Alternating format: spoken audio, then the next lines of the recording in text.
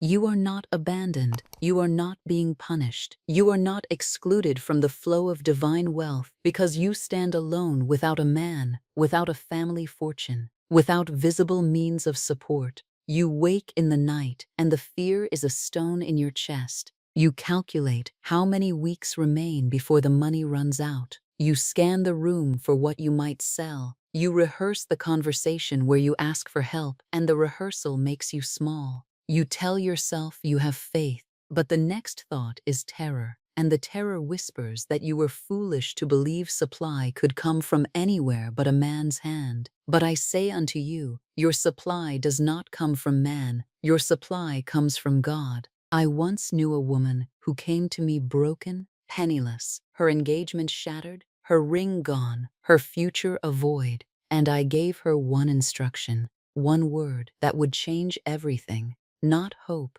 not patience, a command, decree a thing, and it shall be established unto thee. This is not metaphor, this is law. I told her to loose him and let him go, not to beg, not to weep into the void, hoping he would hear. I told her to speak one sentence aloud, standing in her empty room, with no witness but the invisible. If this man is the divine selection, I cannot lose him. If he is not, give me his equivalent or better.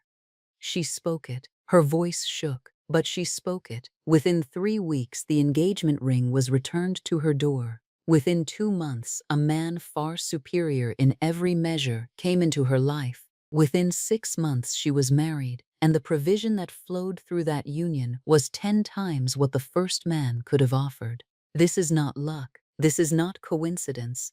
This is the law of divine selection operating through the spoken word, and so it is. What is yours by divine right cannot be taken from you, not by betrayal, not by abandonment, not by the cruelty of circumstance. If it leaves, it was never the divine selection. If it stays, no force in heaven or earth can move it. You have believed that your supply depends on a man. You have believed that without a husband, without a father, without a brother signing the check, you are left defenseless in a world that devours the unprotected. But that is not the real reason you are afraid. The real reason is that no one ever taught you that your supply comes from God, not man. No one ever told you that the invisible is the only true channel, and every human hand that has ever delivered provision to you was simply the bridge of incidents through which the divine law moved. Say this now, say it aloud, wherever you are. What is mine by divine right cannot be taken from me. Louder, let every word land.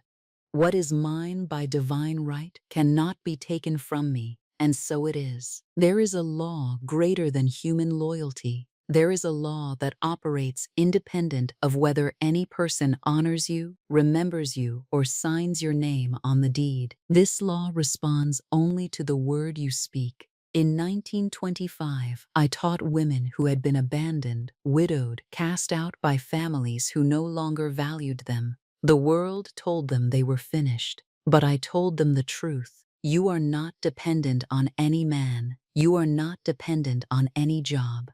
You are not dependent on any visible condition. Your supply comes from the invisible, and the invisible does not fail, does not forget, does not grow tired of providing. I taught them to deny the false picture first. You cannot plant a new seed in soil still choked with the old lie. You must speak against the appearance before you speak for the truth. This is the formula of denial and affirmation. The mind cannot hold 2 opposing pictures at once. You must clear the field. They tell you to affirm what you want. They hand you pretty sentences and tell you to repeat them with feeling. But affirmation alone is empty. You must first deny what is not divine, then affirm what is. The denial clears the room. The affirmation furnishes it. Say this now. I deny this condition. I claim my divine inheritance now, not tomorrow, not when you feel ready, not when the situation improves. Now, I deny this condition. I claim my divine inheritance now, and so it is. Hear this next truth. The word you speak in secret, alone, with no one listening but heaven, That word sets the entire bridge of incidents in motion. There is one sentence I taught in 1928 that opened the floodgates for women who had nothing, no visible income, no human channel through which provision could flow. Before this teaching is sealed, I will place that sentence in your mouth. It is the sentence that invokes the miraculous.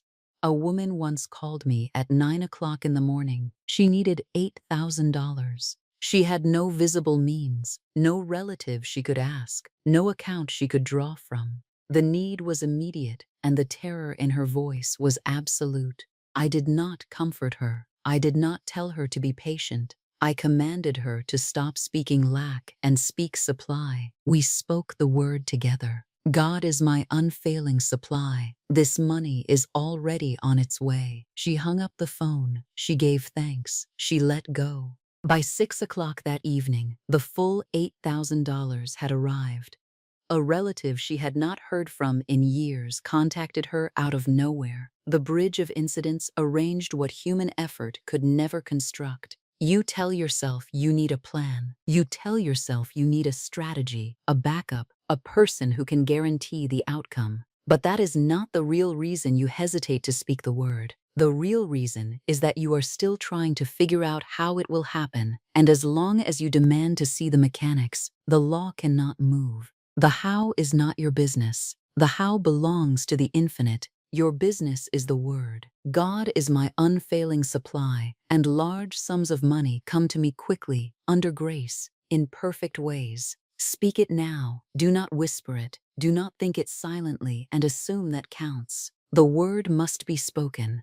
God is my unfailing supply, and large sums of money come to me quickly, under grace, in perfect ways. And so it is. Now let us move deeper. There is a teaching I gave in 1928 that the world has forgotten. I told my students to claim magical work and magical pay, not metaphorical magic, not the magic of positive thinking, the magic of divine law operating beyond human reasoning, beyond the economy, beyond the job market, beyond what your resume says you are qualified to receive. I have a magical work in a magical way. I give magical service for magical pay. The woman who is alone, who has no husband's income to lean on, no family wealth to draw from, is not limited to what she can earn through visible effort. She is a channel for the invisible, and the invisible does not calculate salary based on hours worked. You have been applying for positions that match what you think you deserve. You have been scanning listings that fit the narrow box the world has drawn around your worth. Stop. You are not applying to the world. You are decreeing to heaven. They call it the law of attraction. I call it the law of demonstration. You do not attract. You decree. You do not pull wealth toward you with longing. You speak it into being with authority. Say this now, and let it be the end of small thinking. I have a magical work in a magical way. I give magical service for magical pay. Once more, feel the expansion as the old ceiling breaks. I have a magical work in a magical way. I give magical service for magical pay. Type it in the comments now, not for me, but so that your own eyes see the sentence that carries your provision. Let your fingers anchor what your spirit has accepted. And so it is. Behold the final law. The woman who must stand alone is not a tragedy. She is a vessel unencumbered. The woman who has a husband to depend on often never learns that God is her supply. The woman who has a father's wealth often never discovers her own spiritual authority. But you, standing alone with no visible support, you are being prepared for the greatest demonstrations. There is one identity I have not yet named. It is the identity that every woman who demonstrated sudden provision carried in her bones. You will know it by the end of this teaching, and when you claim it, the heavens will rearrange to prove it.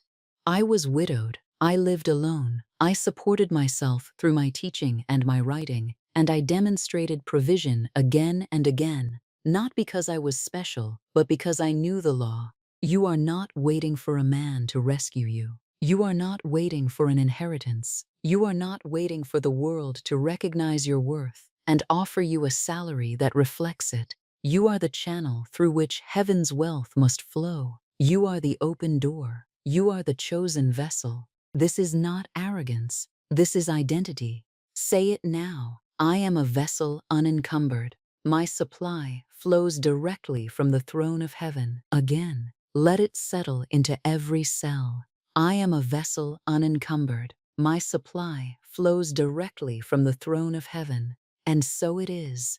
You are the woman in the story now, the one who came to me broken, certain she had lost everything, the one I commanded to loose what was not hers and claim what was. And if you have heard yourself in this teaching, if you have felt the moments where your own fear spoke louder than your faith, then you have just found the gap. It is the gap between the word you whisper at night and the lack you rehearse by day. It is the place where you beg God for supply while telling yourself you cannot afford what you need. That gap closes the moment you speak with the authority you were born holding. Say it now. I am a vessel, unencumbered. My supply flows directly from the throne of heaven.